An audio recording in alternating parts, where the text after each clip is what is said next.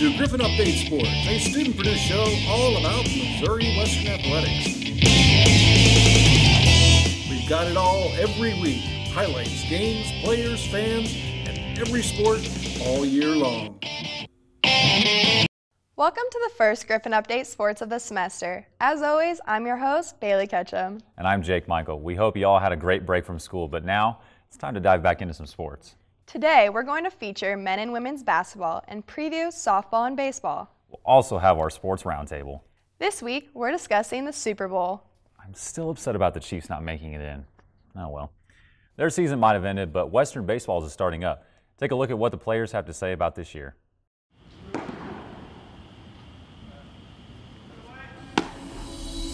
Baseball season is right around the corner for the Griffons. Hear what some of the players have to say about their upcoming games. Our strength this year, we're probably going to be able to hit the ball really well this year. A lot better than last year, I think. We're going to throw the ball a lot better. Our pitching staff's a lot better. A lot more experience, a lot of older guys for us. And I just feel like we're going to be a lot better, a lot more sufficient than we were last year.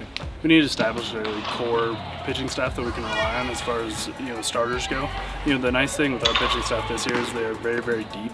So we could have 12 different pitchers pitch in a weekend and be fine. And just run through people like that every single weekend. Defense is always stable. Our offense is always stable. It's up to the pitchers to keep us. Just don't let them score 5 runs. We should be fine. One key to the team's success this year will be their big group of seniors. The majority of the people who will be playing every single day, or who have even been helping out at practice, like the people who know what they're doing, they've been through the fire, they know what it takes, they know what to expect out of their teammates. And I think throughout the fall that really helped us kind of have gauge our expectation for what we know we need to be able to do in order to win ball games.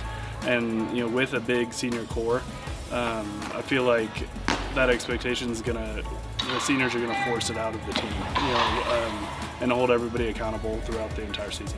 I've been to the regionals twice with the 2 best teams, and this team, as far as depth of pitching staff and as far as the way the offense just can ruthlessly produce runs, I feel confident that we have the potential to get there again. They travel to Oklahoma this weekend for a 3-game series against Oklahoma Baptist. This has been Bailey Ketchum for Griffon Update Sports. It's going to be pretty cold this weekend, even in Oklahoma. Definitely. Thankfully, softball gets to play inside this weekend. Reporter Bo Baker got the inside scoop on their upcoming season.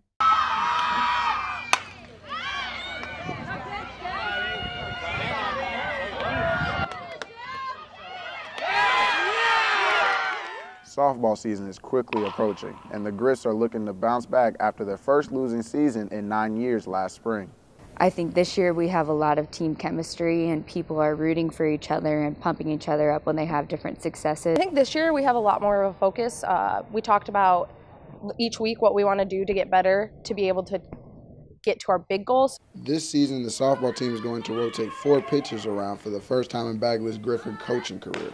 But that is not the only difference coming into this season from last year. We have a lot of experience with a lot of seniors. Not necessarily we've all been here the whole time, but a lot of people that have experience somewhere. Out of the 7 seniors the Grits have this year, Shelby Uhl is the only one who has been in a Missouri Western jersey for her entire career. I can pull from my freshman year when we were really good, see what we did well then, and try and incorporate that into this team and this season to try and get us back there. This is only Coach Bagley's 3rd losing season in her 19 years of coaching at Western, and every year faces new goals for individual players, but the overall team goal remains the same. I think we have something really special this year, so I'm just excited to be able to go out and play opponents and just see where we stack up right now. Good luck to the team throughout the year as they are set to open up their season on February 1st versus Minnesota Mankato in St. Cloud, Minnesota. For Griffon Media, this has been Bo Baker. Baseball and softball are 2 teams I love watching every year. I'm with you on that, but I do love watching my girl KT kill it on the women's basketball team. It's really great having her back this year. Bailey was able to talk to her about the season so far.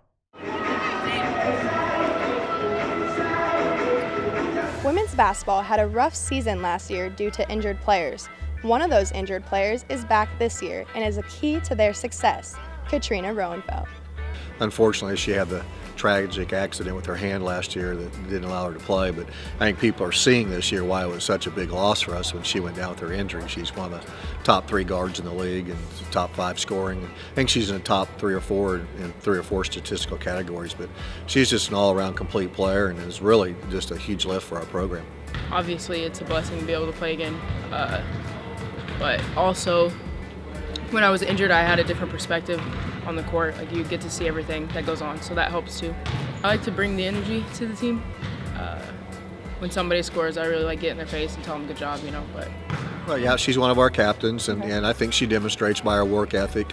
You know, she's not the most vocal kid, but she's vocal at the right times. I think she demonstrates to our kids she has a passion to play, and I think our kids feed off that. Being able to play with KT, I feel like last year, you know, we both were out, which like the beginning of the season, we would play pickup and stuff, and me and KT was just, like, our bond on the court was just so close. It was like, okay, you score, now I score. Okay, you get that steal, I get this steal. Not only can she be a great scorer, she's great on defense. She's a great leader. She picks us up when we're down, you know. Not only is KT back from her injury, but so are others on the team. we have a bench, so we actually can have time to rest if we need it, and we have depth too. If, say, I'm not doing well, we can put Kylie in and she'll step up and play the game too, so it's nice to have. I mean, everybody works so hard, so it's good to have everybody out there playing again. We're getting healthier, and as we get healthier, we're getting better. I can't wait to see what she does for the rest of her time at Western. This has been Bailey Ketchum for Griffon Update Sports. That's awesome that the women's basketball team is back in full strength once again. How are the men doing? They've had their ups and downs, but you know, it's never easy when you're trying to build a new program. Thankfully, they have players willing to do that, like Tyrell Carroll. I talked with the freshman about what he brings to this new team.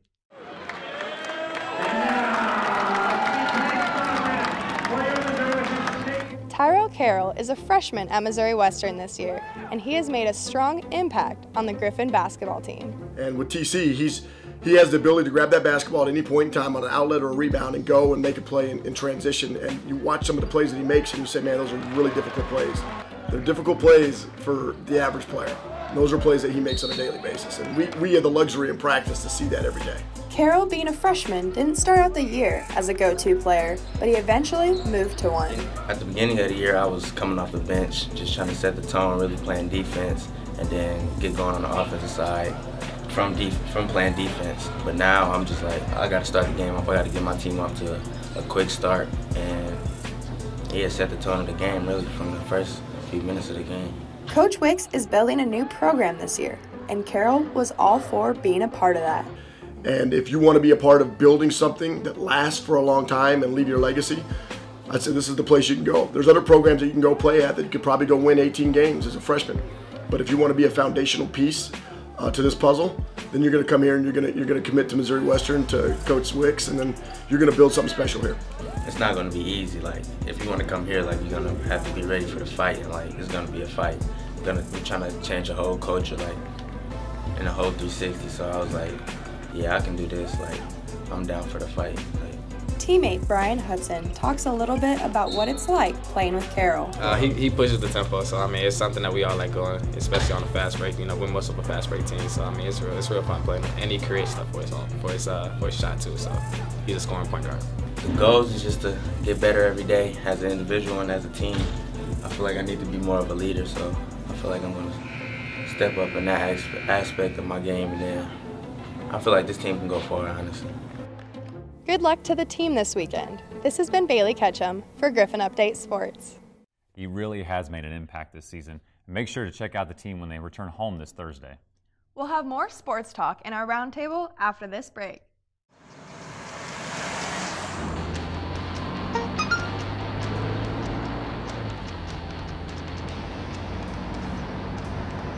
The average text takes your eyes off the road for nearly 5 seconds.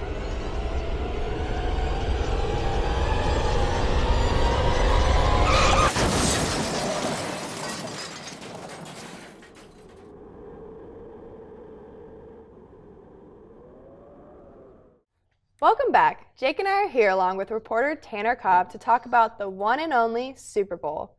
Jake, what are you thinking about this matchup?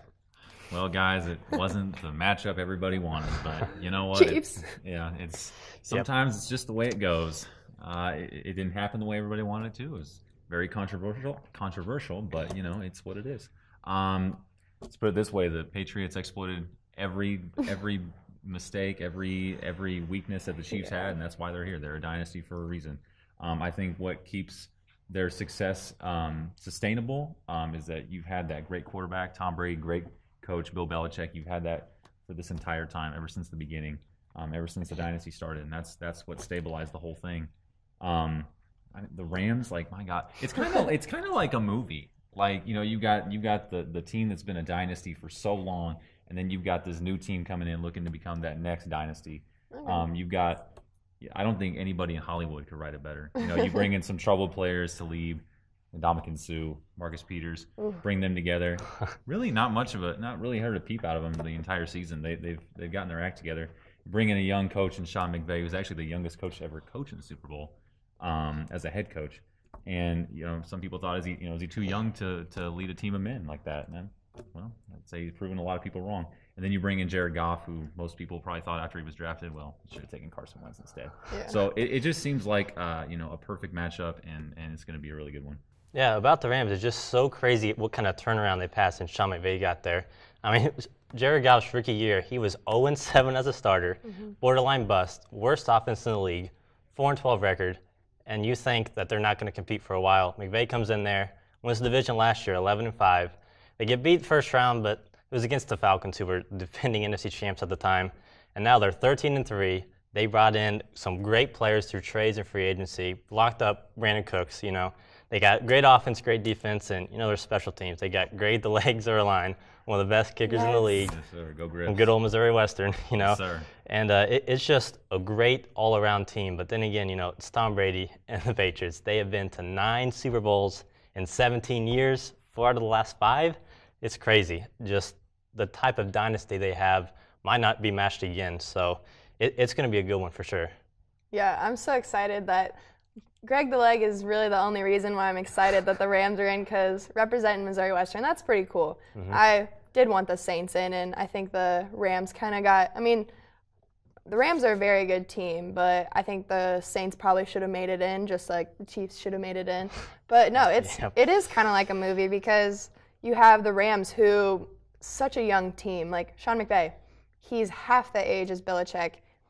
Brady is way older than him, 41 compared to 33. Like, the Rams are a very young team, but they know what they're doing. They're a very good team. Their offense is very good. And I think the big thing that they're going to confuse the Pats about is the running game. Pats have really focused a lot on their running game these past few games and then the playoffs. And I think the Rams are kind of going to shock them. So if the Pats want to pull a win through, they're going to have to change something and focus more on throwing the ball rather than running it all the time. But I'm really excited to see the matchup between Jared Goff and Tom Brady, because when Brady won his first Super Bowl, he was the underdog coming in playing the St. Louis Rams. Not LA, a little different, but he was the underdog coming in, and now Goff is in that position. So I feel like he has a very good chance of competing at the high level that Brady does. But I mean, it's so hard to beat a player like Brady, because he's kind of someone that is always like, he keeps his cool. At the end, that Chiefs-Pats game, he kept his cool. I don't think there was any point where he looked nervous. Well, same with like Mahomes. I didn't really think he looked nervous, but obviously he's in a different position than Brady. Brady kind of knew what he had to do. Yeah, you knew once Brady got the ball, it was kind of just ball game at that point. Yeah. But the Rams, though, there's not much to exploit. I mean, they don't have a lot of weaknesses. So, you know, and that's what the Patriots are best at, and that's why Bill Belichick's a great schemer. So there's not much to exploit if you're the Patriots, because you're not going to be able to run the ball as effectively as you were against the Chiefs. You know, I think the Rams took advantage of the fact that they have a quarterback that's on a rookie contract. Now he's in a very expensive one because he was the number 1 overall pick, but you know, you got to build, you know, around that guy, and you got to give him good pieces to work with before you got to pay him that expensive contract like the Chiefs are going to have to do someday, and I hope they don't. It's not a record-breaking one. He's definitely worth it, but it's just, if you take that much money, you know, take a page out of Brady's book. He took a little bit of a pay cut because he was getting older, but he still knew how much he had left in the tank and could still win even at an older age. So hopefully the team like the Rams, whether they win or lose, they'll take that approach in the future. Yeah, what I'm really interested to see is Todd Gurley. Because, he's been one of the best running backs in the league since he's got there, but he got hurt late in the year. He's kind of been iffy since, and C.J. Anderson has actually been playing better than him in the 2 playoff games. Yeah, great find. They did that with multiple players, but yeah, Gurley just last week against the Saints, 4 carries for 10 yards. The best running back in the league, and that's what he did. He also had 2 drop catches, which one led to an interception, another ended a drive, and they had to settle for a field goal. But, if Gurley plays like he's played the past few years instead of the past couple weeks, I think that he's going to have a huge impact on the game. Yeah, focusing on the Rams, a couple things I'm really excited to see is their backfield and their rush defense, I think, is very high caliber. And their 2,000-plus yard wide receivers, Cooks and Woods, I think that they're very high caliber players. And I'm really excited to see what they do because I think that those are 2 players that are going to carry the Rams very well and give them the success that they need. And then Greg the Leg in there, he's going to have those clutch kicks. I'm excited. I hope the Rams put him in the position where he has to make those big field goals and get those points because I'm really excited to see him. I interviewed him last year, and he's a great guy. I really am excited to see what he can do. But let's talk about the refereeing in these past couple games. I think the Super Bowl needs some very, very good refs because I think we can all say that in the Saints-Rams game and the Chiefs-Pats game, it was kind of crap. Refereeing is one of the toughest jobs to do in sports. It's not easy, especially with the speed that the game's played at. The Nickel Roby-Coleman call, missed call actually, it was pretty egregious. That was rough. Yeah, that was rough for people to swallow.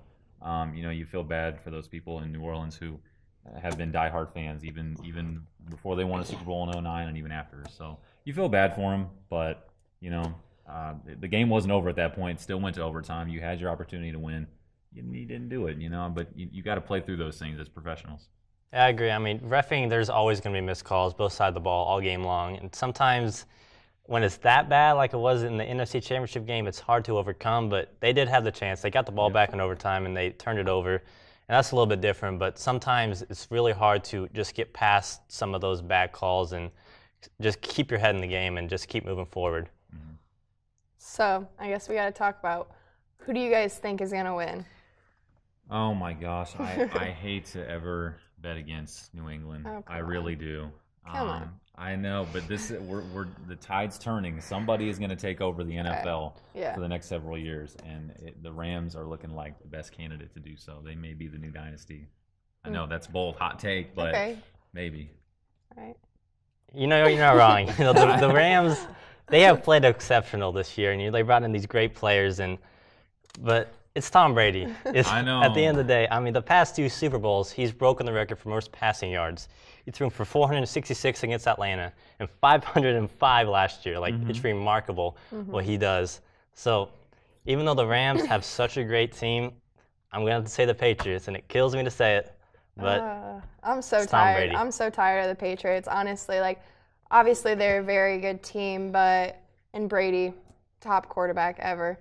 But I'm done with the Patriots. I'm done. I'm ready to see the Rams as well. I'm ready to see the Rams as well. I'm really hoping that they bring Upset City to Atlanta. I think that'll be awesome. So, you know what? Screw the Patriots. I'm done. All right. Rams it is. I'll tell you, this is not going to be the last we ever hear about the Patriots, whether they win or lose. They're still going to be hanging around. And Brady's playing till 45, yeah, apparently. He's going to terrorize the league. He's got 4 more years, so good luck. Yeah, but this could possibly be his last Super Bowl. You don't know how much longer they can be on top of the AFC. There's a lot of teams like the Chiefs on the rise, and there's Colts, Chargers, other AFC teams. So this could be a legendary one for Brady, especially because he's going for the 6th. Yeah. He's trying to match the Steelers' entire organization for Super Bowls. So it should be a good one. It'll be interesting. Still wish it was the Chiefs, but whatever. I'll get over it someday. Yeah, it's fine. I don't know if I will, but yep. After this break, we'll take a look at more results from our teams and this week's upcoming sporting events.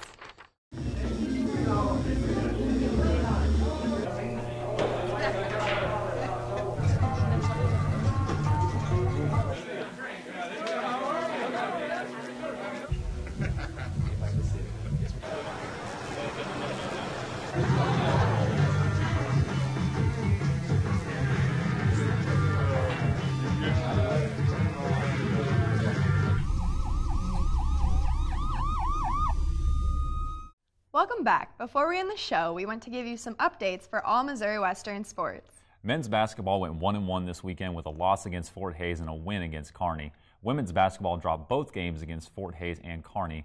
And men's and women's track and field had 4 top 10 finishes, 2 D2 provisional marks, and broke 3 school records. For the upcoming schedule, men and women's basketball play Missouri Southern at home Thursday and Pittsburgh State on Saturday in doubleheaders. Men and women's track and field travel this weekend to Warrensburg for the Mule Relays, and women's tennis plays Newman and Truman State Friday at the Genesis Health Club. That's all we have for you today. For more information on Griffon Athletics, check out gogriffons.com. Also, check out Bailey's Sports Report on Griffon Update next week. We've got you covered every week. From all of us here at Griffon Update Sports, thank you for watching.